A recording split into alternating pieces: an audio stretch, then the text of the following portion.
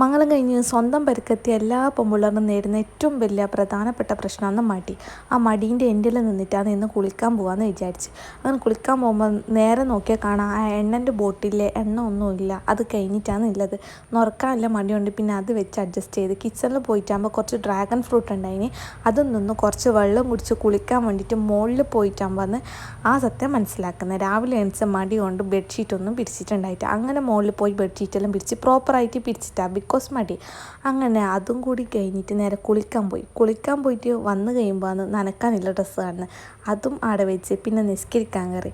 നിസ്കാരമെല്ലാം കഴിഞ്ഞിട്ട് പിന്നെ ഡോക്ടർ കമ്പൽസറിയായി പറഞ്ഞത് കൊണ്ട് മാത്രം മോയ്സ്ചറൈസർ ഇടാമെന്ന് വിചാരിച്ച് അങ്ങനെ അതും ഇട്ടിട്ട് കുറച്ച് നേരം അവിടെ നോക്കി നിന്ന്.